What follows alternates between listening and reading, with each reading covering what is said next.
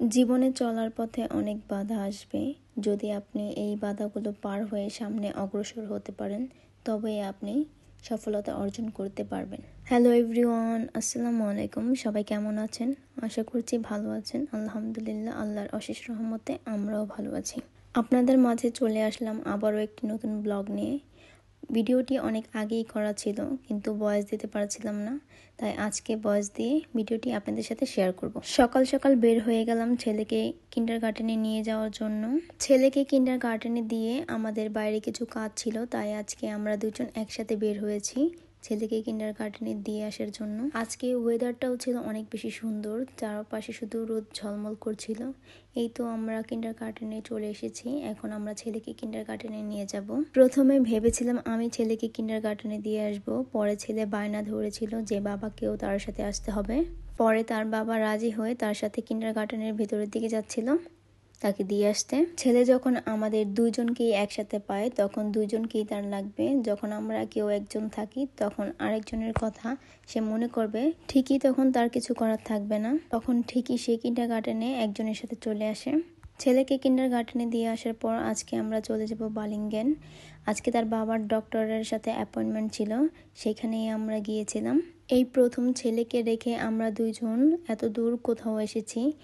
সবসময় ছেলেকে আমাদের সাথেই নিয়ে আসি, তাকে একা কোথাও রেখে যাই না। কিন্ডারগার্টেন বাদে সে আমাদের সাথে সবসময়ই থাকে, যেখানেই থাকি না কেন আমরা, সে আমাদের সাথে থাকবেই। যাওয়ার সময় দেখছিলাম পাশে একটা খেলার পার্ক, ভাবছিলাম ছেলেটা যদি আমাদের সাথে আসতো তাহলে এখানে খেলাধুলা করতে পারতো, দেখে অনেক খুশি হতো। এই তো আমরা চলে এসেছি ডক্টরের চেম্বারে, আর এখানে আমরা ওয়েট করছিলাম ডক্টরের জন্য। আজকে অনেকগুলো লোক ছিল, তাই আমাদের সিরিয়ালটা অনেক বেশি লম্বা ছিল। অনেকক্ষণ পর আমাদের সিরিয়াল চলে আসলো, আর এই যে এখন আমরা বসে আছি ডক্টরের জন্য। ডক্টর আমাদের রেখে অন্য পেশেন্ট দেখতে চলে গিয়েছে। আজকে আমাদের দিনটা ছিল ওয়েটিংময়। আমাদের ডক্টর দেখানো শেষ, এখন আমরা নিচের দিকে চলে যাচ্ছিলাম, কিন্তু হঠাৎ আমি রাস্তা হারিয়ে ফেলি। আমার জামাই আমাকে রেখে আগেই চলে গিয়েছিল, পরে সে আমাকে আবার এসে নিয়ে গিয়েছে। ফার্স্টে আমরা ভেবেছিলাম বাসার উদ্দেশ্যে রওনা দিব, পরে ভাবছিলাম যে আমাদের হাতে কিছু সময় আছে, তাই সে বলল যে তার আগের কলিগদের সাথে দেখা করবে, যেখানে সে আগে জব করতো। প্রথমে আমি যেতে চাইছিলাম না, পরে ভাবলাম যে হাতে একটু সময় আছে, তাই দেখা করে আবার চলে আসতে পারবো। বেশিক্ষণ আমরা থাকিনি, অল্প সময়ের মধ্যে দেখা করে আমরা চলে এসেছিলাম। এই তো তার আগের অফিস, যেখানে সে আগে জব করত। এখানে সে অনেক সুন্দর সময় কাটিয়েছে। এখানে তার অনেক কলিগ ছিল, তার কলিগরা খুবই ভালো ছিল, অনেক বেশি ফ্রেন্ডলি ছিল। তাদের সাথে দেখা করে আমার খুবই ভালো লাগলো। তাদেরকে বিদায় দিয়ে এখন আমরা চলে যাচ্ছি কিন্ডারগার্টেনের উদ্দেশ্যে, কারণ ওইখান থেকে ছেলেকে আবার পিক করতে হবে। যাওয়ার সময় বাইরের পরিবেশটা এত বেশি ভালো লাগছিল যে বারবার ভিডিও করছিলাম। এরকম পরিবেশ সব সময় দেখা যায় না, তাই ভালো লাগছিল। এই তো আমরা ছেলেকে পিক করে এখন আমরা চলে এসেছিলাম সুপার মার্কেটে। মূলত আমাদের প্রয়োজনীয় কিছু গ্রোসারি লাগবে, তাই এখানে চলে এসেছিলাম। এখানে আমার জামাই কিছু সবজি দেখছিল। মূলত আমরা যেখানে থাকি এখানে দেশীয় কোনো সবজি পাওয়া যায় না। আর এই যে আমার ছেলে এখানে সুকিনি নিচ্ছিল, সে সুকিনি নিবেই, তাই তার বাবাকে বলছিল যে না এটা নিব। পরে তার বাবা একটা সুকিনি নিয়ে নিল। যেহেতু আমরা সকাল সকাল বাসা থেকে বের হয়েছিলাম, তাই আমাদের নাস্তা করা হয়নি, তাই এখান থেকে কিছু ব্রেড নিয়ে নিচ্ছিল। ছেলেও তার পছন্দের একটা পিঙ্ক ডোনাট নিয়ে নিল। এখান থেকে আমার বার্লিনার, ডোনাট, অ্যাপেলটা, সে আরও কিছু ব্রেড আছে যেগুলো আমি ভিডিও করিনি, এগুলো আমার সব পছন্দের। এখানে আমি যখনই আসি না কেন এই ব্রেডগুলো নিয়ে যাব, বাসায় নিয়ে আমার খেতে অনেক বেশি ভালো লাগে।